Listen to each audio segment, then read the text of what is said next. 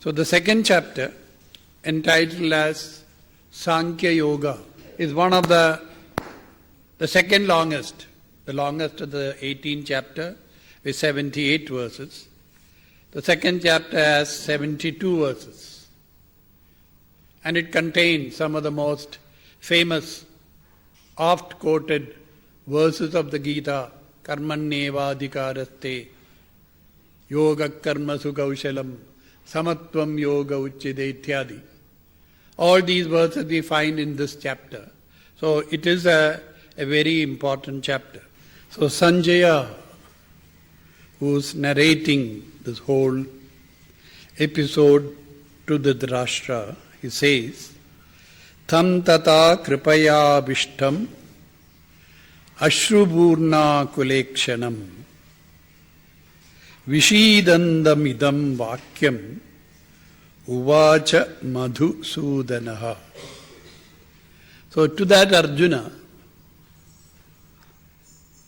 kripaya vishtam ashrupurna kulekshanam, overwhelmed with pity and compassion, eyes brimming with tears, vishidandam, in the state of great dejection, vishada, idam vakyam madhusudana uvacha.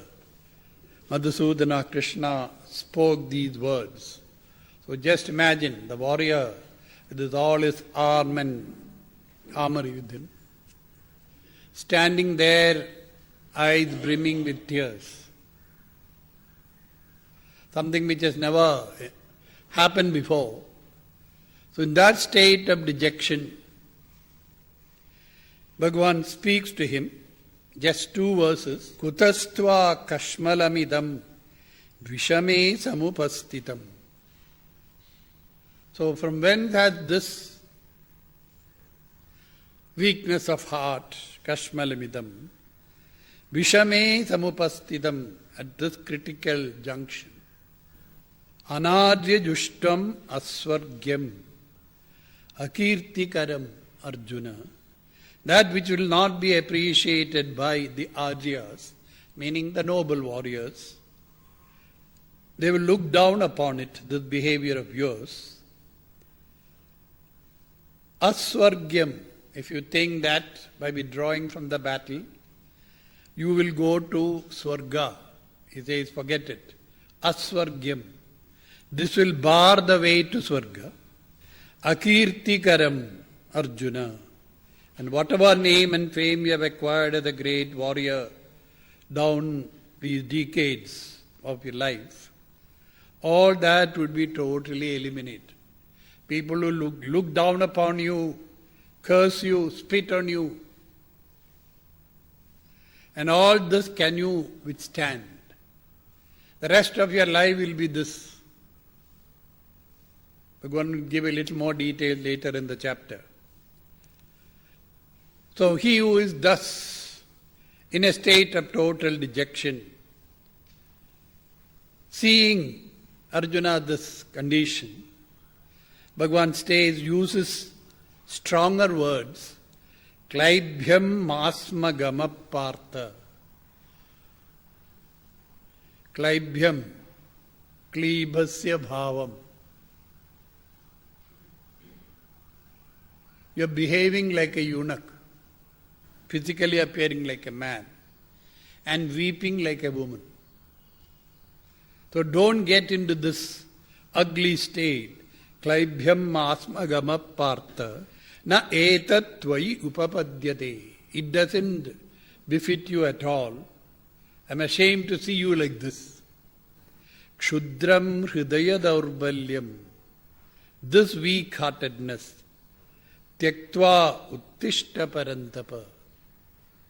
You are well known as Parantapa, whose arrows can burn the chariot and the bodies of your enemies.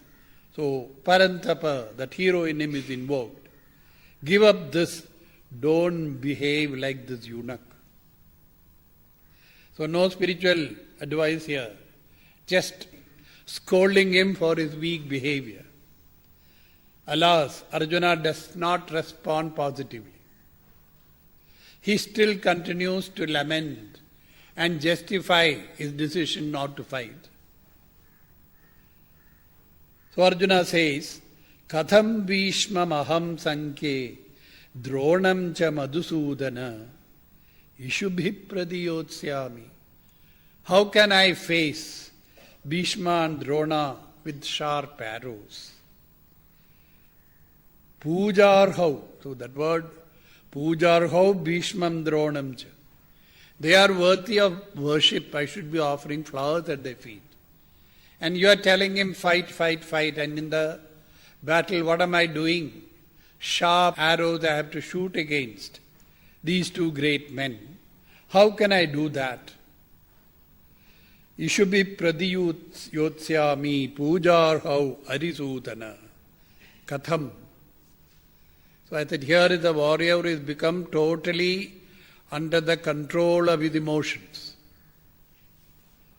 That when you are fighting for the sake of dharma, to protect dharma, whoever may be there standing in front of you as the personification of adharma, you must be ready to eliminate them.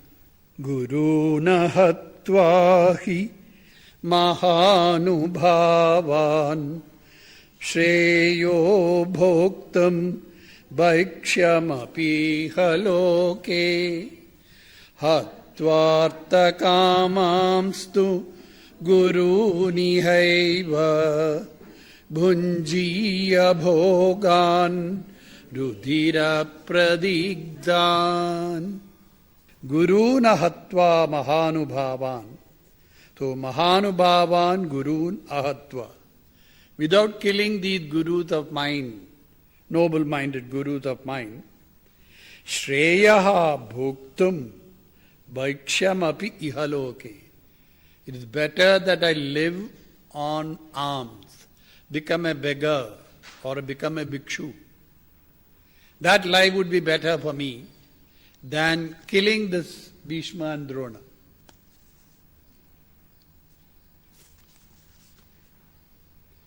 Hatvartha kamamstu guru nihaiva. Having killed these gurus who seem to be, as it were, fascinated by artha and kama. So even if thus they are materialistic minded, what will happen to me? Bhunjiya bhogan rudhira pradigdhan.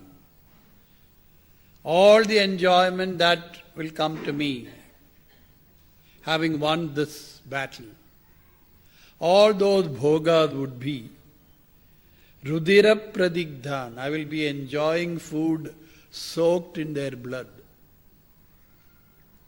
Stained with that blood, their blood. With those hands I will have to eat my food. How can I do that? I won't be able to enjoy anything at all. So it will be an empty victory. Every time I eat a morsel of food, picture of Bhishma and Drona lying in the battlefield of Kurukshetra, brought down by my arrows, that is what would come to my mind. Will I be able to enjoy anything at all? Just imagine, if you had to do an action like this, and you are the victorious person, trying to enjoy all the enjoyment that have been denied to you over many years, do you think you can really enjoy that?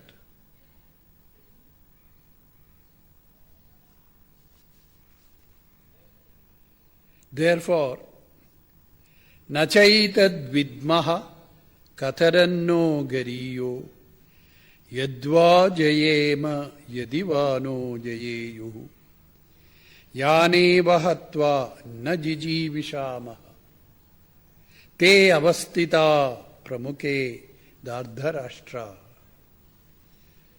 So I do not know nachaitad vidmaha katharanno gariyo, of these two, which is better? Whether they should conquer us or we should conquer them. Yadva jayema yadivano jayeyu.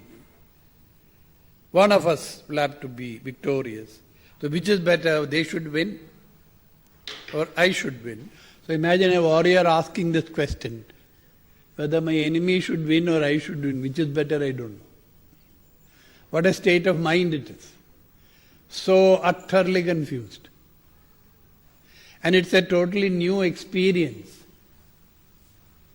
to Arjuna to be in this state of conflict and total confusion. So yaneva hatva na jijivishamaha.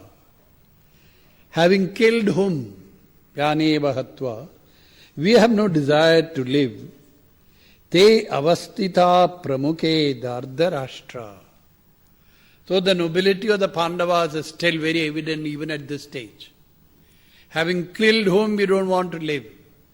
We don't want them dead. The Kauravas wanted to eliminate the Pandavas once and for all, and they had tried it so many times.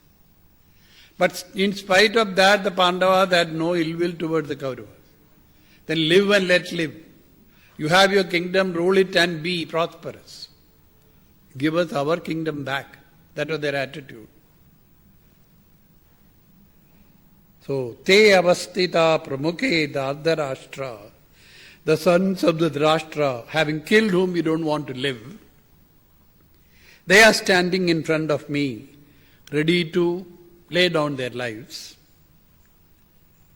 As Arjuna keeps on speaking, justifying, rationalizing, he becomes more and more confused.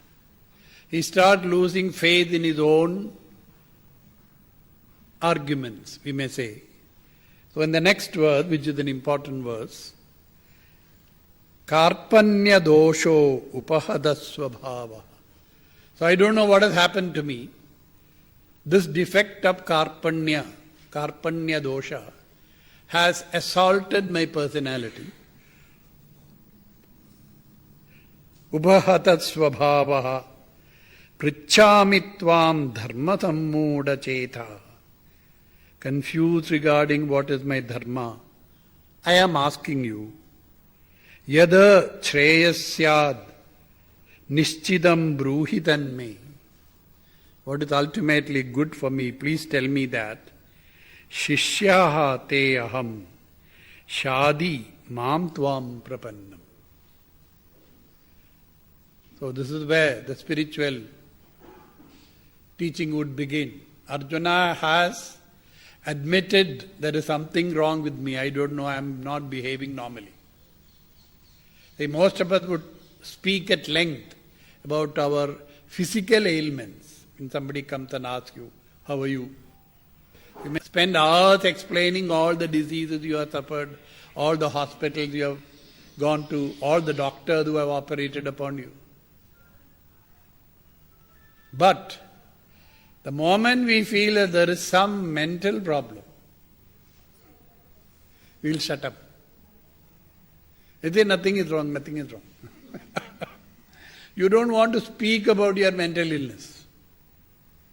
Because the man, mananashilavan manushya, the capacity to think distinguishes a human being from other beings. So to say there is something wrong with my way of thinking, that I am confused totally, I just don't know at this moment what to do. So mentally I am feeling very weak and shattered. And there is over-anxiety regarding the results of action. This happens. Many of us go over-prepared for interviews, for examinations, burning the midnight oil, etc. And when we are actually there in the examination hall, the question paper has been distributed. Everybody is eagerly looking at the questions. And then when you find yourself, your mind has become blank. You just can't read the question, you cannot understand what is the question about. You imagine yourself getting less mark than your friends. You don't want to go and report that at home or that you have failed. You see yourself mentally walking along the railway track. How will I face my people? No, impossible. This is a Karpanya dosha.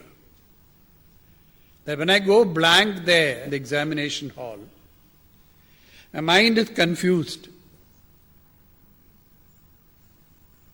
Its capacity that been, as it were, filtered away. Why? Because I am over anxious about the karma phala. Will I win? How much will I get? How much will my friends get? If I get less, what will I tell the people at home? They spend so much of money on me. All these together makes you choke. The language of tennis or cricket. You suddenly choke. I am on 99. I'm going to break the world record for whatever. The last ball of the over. Till then I've been playing perfectly. Perfect strokes. So you already have started seeing that what will be the applause when you get the cup. Or what would be the tragic phase of those when you fail. This over-anxiety is kripanasya bhavam. Kripanasya bhavam karpanyam. It is the state of a person who is miserly. Kripana means the miser. The state of being a miser. This is the mental choking we are talking about. Everything is blank. You can't write an answer. Over anxious about kya hoga, kya hoga, kya hoga. Arjuna also was over anxious about, if I fight the battle, if I win, if I don't win, what will be? I can't even think of the life after this. So Arjuna and you and I, we are on the same footing there. Human beings even today mentally get totally shattered, incapable of facing challenges, unable to withstand all this multi-directional pull on their personality. They collapse. It is to that Arjuna who was bold enough, we may say, to admit upahata svabhavaha karpanya doshena. I don't know what has happened. I just can't think straight. Please tell me what to do. It has never happened before. Everybody is looking at me. They're looking up to me. And if I don't succeed, I can't even imagine the consequences. So whether you're living in the 21st century or in 3000 BC, approximately the period of the Mahabharata war, you are a human being, a victim of karpanya dosha. It's a universal disease, a disintegration of the personality because the various aspects of the personality pulls me in different directions. This multi-directional pull makes me incapable of facing this challenge. So when I become weak physically and mentally, the world seems to become stronger, more vicious as it were. So this inner strength at this moment, as Arjuna, lacks. So it is that state of inadequacy, insufficiency, confusion, that he turns to Krishna, who is none other than his brother-in-law. Says, Shishyaha te aham. I will be your disciple, I will accept you as a guru. Just stay yasyad nishchidam bruhi tanme. What is good for me, please tell me. I have never experienced a state like this. Be my guru. See, till the Gita discourse, actually chapter 4, Arjuna had no inkling that Krishna was an avatar. The great man, respected, revered by the society, famous, his own brother-in-law. Nothing beyond that. So when he invokes the Guru in a Lord, that I am shattered, I am ready to be your disciple. Please be my guide and philosopher. I just don't know what to do. So Arjuna's sthiti or the Arjuna disease is a common human disease. If you are a human being, means you have some time or the other experiences. We may not have to fight battles, important battle like Arjuna. We have our own conflicting moments in life. Sometimes you have been working in an office for many years and never got a promotion. And you are fed up. Juniors have become your seniors. I've been looking around for another job to shift. Finally, after many efforts, you get a satisfactory job, better paid, and your abilities will be better recognized, useful. But by that time, you have grown roots here in Bangalore. You have got hold of a plot of land, got all the necessary materials are all stockpiled. And the house construction is to start soon. And then you get this appointment letter, within 1 week, go and join. The children are, of course, in the 9th and 10th standard. Should I go or should I not go? In the office you feel totally insulted and looked down upon. In the society also people are sympathizing with you. Only at home, the wife and children say, how can we go away? We've got so many friends here. I am the 10th standard, want me to go to a new school. I can imagine how hard it's going to be. So such a gentleman who's torn apart again by the external demands and his inner conflicts. Usually if he is a religious-minded person, he will take 2 slips of paper, write down, go, don't go. Go to your prayer room and sincerely pray, now Lord, you choose. I can't decide. And put these 2 balls there in front. After your prayer, you pick it up. Ready to accept whatever comes as the Lord's wish, blessing. That you open the crumpled paper and it says go. So Arjuna here, in this state of conflict, he was very fortunate to have none other than Lord himself as his charioteer. Though Arjuna did not know about his divinity at this moment, it is only in the 4th chapter when the whole doctrine of Avatara is introduced. For the first time in the Hindu scriptures. The Bhagavad Gita is the one that introduces the doctrine. The Upanishads don't, the Brahma Sutras don't. Prasthanatraya. The Gita introduces the notion that divine can take human form. So till then, Arjuna had no inkling. So whom he surrenders to is not Lord Krishna as such. It to his brother-in-law, his friend and guide, Krishna, because he was himself in such a dire strait.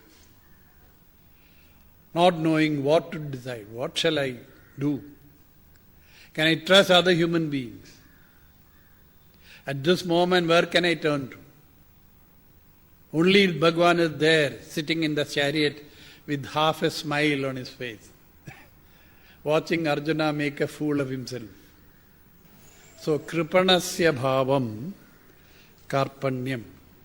So that inner choking, incapacity to come to a decision. That's what happened to Arjuna. And with Arjuna we also share the same state of mind many times in our course of our lives. So, Shishyasteham Shadi Mam Tvam Prapannam. I who have surrendered to you, please Shadi, teach me, instruct me. Nahi prapashyami mama apanudyad yad shokamuchoshanam indriyanam. So this great dejection and depression, grief, burning sensation in the indriyas, he had told us about it, the first chapter. Nahi prapashyami mama apanudyad. What will take away this inner state? Avapya bhumau vasapatnam riddham rajyam. If I get an unrivaled kingdom here on this earth, will it take away? Suranam apicha adipatyam. Or if you offer me the kingship over the devas, that I will have the padavi of an Indra, such a padavi, even that cannot take away the shoka that I am experiencing. How much less a kingdom here? Now Sanjaya again, as the narrator comes back into the picture, Sanjaya says, Eva muktva Hrishikesham Gudakesha Parantapa. Gudakesha, another name of Arjuna. Having spoken thus to Hrishikesha, Krishna, Nayotsye iti Govinda muktva. So the great final word, I will not fight. Nayotsye iti. Close quotation. Iti Govinda muktva. Speaking thus to Govinda, Tushnim babhuvaha. He became totally silent. The depression, the dejection has pulled him down. He didn't have any more arguments to present to Krishna. Felt himself so weak he could not stand up. He sat down in the chariot. Many of us have gone through such moments in life. So at every moment in life, human beings are subject to this conflict. The fact is, we have a physical, emotional, intellectual layers to our personality, and they will be at loggerheads with each other. What the body wants, the emotions may not want. What the emotions want, the head doesn't want. What the head wants, the emotions of the body doesn't want. Shuttling between them, we are torn apart. So this personality disintegration, ayukta avastha we may say. Yukta means integrated. Ayukta means disintegrated. So with Arjuna we share this disease of inner disintegration. Hence, the message of the Gita, that though spoken more than 5,000 years ago, is even today in the 21st century, it is eternally relevant. That's why not only this, but our whole scriptures, it says Sanatana Dharma, the eternal values which are valid at all times. Never do they grow old. They are speaking the eternal truths, having investigated and analyzed the human personality, having come to discover what is the fundamental problem of man. The great rishis of yore, our spiritual scientists, have given us these solutions. The universality of the message is that this is the universal condition of man. Man is suffering from personality disintegration. And we need a method by which we can reintegrate this personality. The various yogas Bhagavan speaks about in the course of this various chapters, they are the ways and means by which this inner conflict can be transcended. And any one of us can become totally integrated personalities. Tamuvacha Hrishikeshaha prahasanniva bharata. See that. To him who is thus weeping, sitting down in the chariot, having thrown away his bow and arrows, Hrishikesha prahasanniva.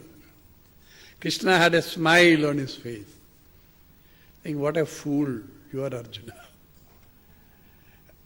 He had already anticipated that this is going to happen. This man has worked himself into such a frenzy of emotions that he will break down here. Senayor ubhayor madhye vishidandam. So to Arjuna, who is thus in this state of dejection, in the midst of the two armies, Madhusudana spoke these words. So knowing the disease, what is the cause of the disease and what is the remedy for it, the Arjuna disease, and we may say the Krishna cure for it. My Guru used to say that in the early days, when he came in the 50s. That this Arjuna disease is the universal disease. And the Krishna cure for it is a patent of the rishis. The rishis thousands of years ago patented this technology. This inner technology by which a human being can be helped to grow up, become a master of himself, never be afraid of the world. When I am a master of myself, whatever challenges the world may throw at me, I will be ready to face them. So this yoga, which is there in every chapter of the Gita, they are methods by which the disintegration can be overcome. It is very clear that Bhagavan did not speak any spiritual advice till Arjuna surrendered and invoked the Guru in him. Shadimam shishyaste aham. I am ready to be a disciple. I am confused. Please teach me. So gurus usually do not impart spiritual knowledge unless the student is sincerely seeking it. Don't try to impose their wisdom or will on others. So it's only in the this verse, Arjuna shows that he is totally shattered. His confusion is complete. His ego has been shattered. He doesn't want to say, oh, why should I take advice from Krishna? Who is he after all? My own brother-in-law. If that ego was there, Arjuna would not have turned to Krishna and said, please teach me, accept me as your shishya. So only after Arjuna has said that, the spiritual teachings of the Gita begins from the 11th verse of the 2nd chapter. And Shankara, the great Shankaracharya, who written the first, earliest commentary on the Bhagavad Gita, he starts his commentary only from this verse. Till the 10th verse, he doesn't say anything. There is a short introduction, but verse by verse commentary he gives only from the 11th verse.